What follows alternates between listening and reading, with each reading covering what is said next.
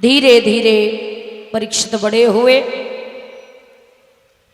समझदार हो पाए थे परीक्षित। पांडवों ने इनका राज तिलक कर दिया। जब पांडवों ने राज तिलक किया, पांचों पांडव द्रौपदी समेत वहां से निकल गए। राज्य को संभाल रहे हैं परीक्षित। एक दिन क्या देखा, विचार करते हैं कि जब कोई दुनिया छोड़ के जाता है तो कुछ न कुछ रख के जाता है। हम भी तो देखें हमारे दादा परदादा हमारे लिए क्या रख के गए।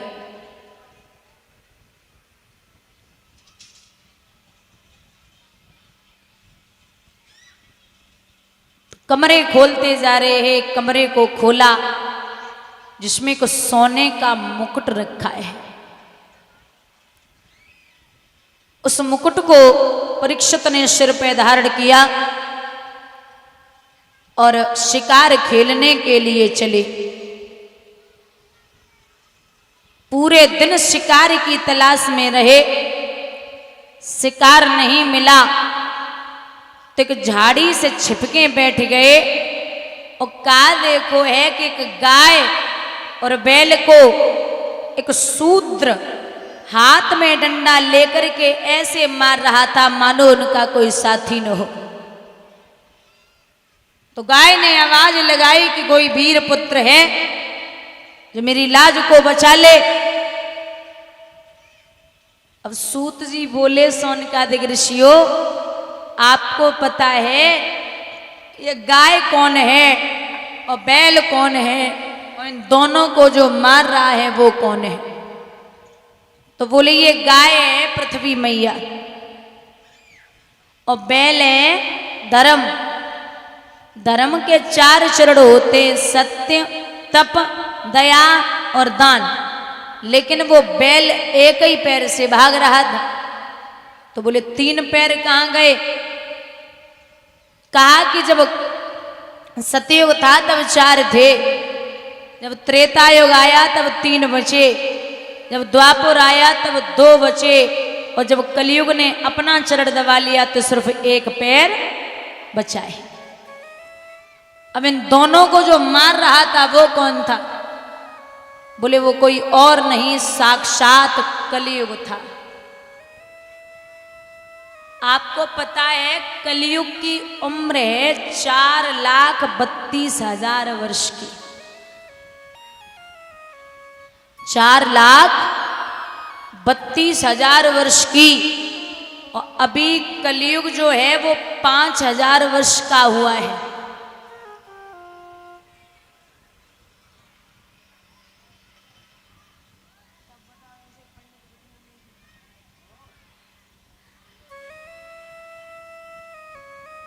अभी कलयुग 5,000 वर्ष का हुआ, मतलब बचपन भी नहीं है ठीक से, तब ये हालत है।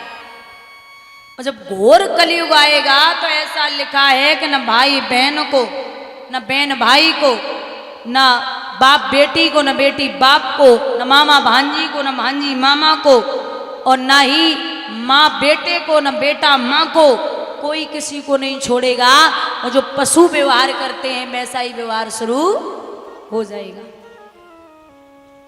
कलयुग के अंत में आदमी की उम्र 12 साल की बचेगी। कितना छोटा सा रहेगा, 12 साल की। यहां बोले कि कलयुग था, परीक्षित धनुष पे बाण चढ़ाने लगे, मारने के लिए तैयार हुए।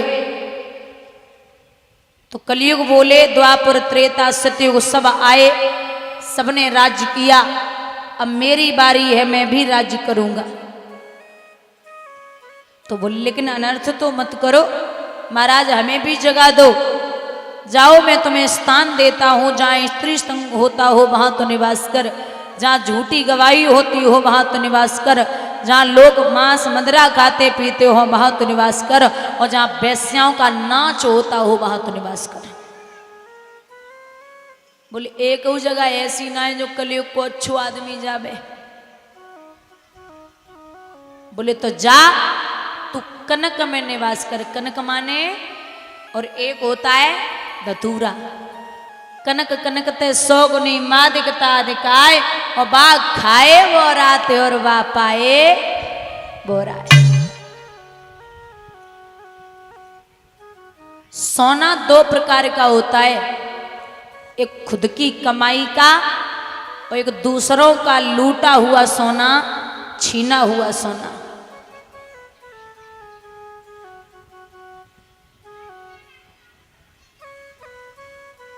जी कौन सा मेला देखने जा रही है? अच्छा सब तैयार नहीं, कौन जा रही? अच्छा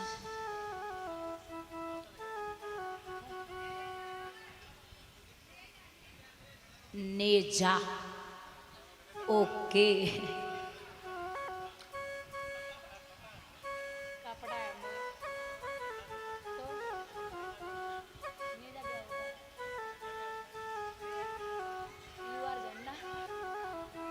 जी जी जी बिल्कुल।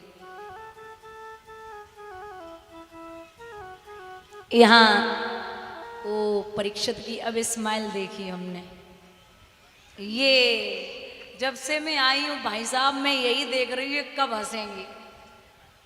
वो इनके चेहरे पे स्माइल, मैं सच में झूठ नहीं बोल रही, इधर बैठी हूँ मैं ये सोच रही थी इनकी स्माइल बड़ी वाली कब दिखेगी मुझे। वाह तसल्ली मिल गई मुझे। बस ऐसे ही रहना मुझे, अभी 5 दिन और बाकी है ना, ऐसे ही दिखने चाहिए मुझे। अच्छा लगता है थोड़ा सा, आप खुश रहेंगे तो मैं अपने आप में, मुझ में एनर्जी आएगी। हाँ वैसे बनती तो ठीक है ना पत्नी से।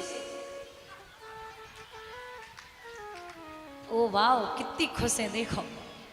लड़ाई मत करना अभी, है ना, लड़ाई होती भी नहीं होगी ना, सीधी सादी वाले में पड़ रही हैं।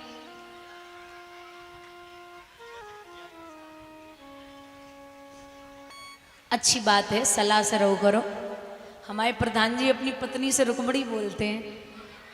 हाँ सच में बहुत प्रेम है, और वो भी बोलती हैं कि मैं इनको 1 मिनट के लिए नहीं छोड़ सकती, अब तबीयत खराब रहती, बुढ़ापे को इशारो है। क्योंकि कहते हैं ना जवानी तो हर किसी से कट जाती है, अच्छे से और आराम से बुढ़ापा कटे वही जीवन होता है। तो इनकी रुकमड़ी तो बड़ा प्रेम करती है। सही भी है परीक्षित, क्या बात है। अब तो स्माइल बड़ी वाली आ रही है। हाँ मुझ में 5 दिन बहुत बढ़िया पावर रहेगा। आप ऐसे हंसोगे ना तो अच्छे रहोगे। तो भैया परीक्षित ने स्थान दिए, बोले जो दूसरों का लूटा हुआ हो, छीना हुआ हो, उसमें निवास करोगे। तो जो परीक्षित ने मुकुट बांध रखा था वो परीक्षित के बाबा भीम युद्ध में जरासंध से छीन करके लाए थे। सूक्ष्म रूप से कलयुग प्रवेश हो गया। जब कलयुग प्रवेश हुआ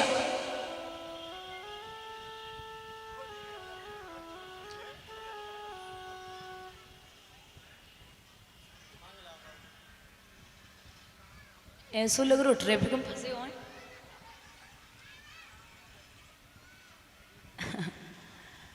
भैया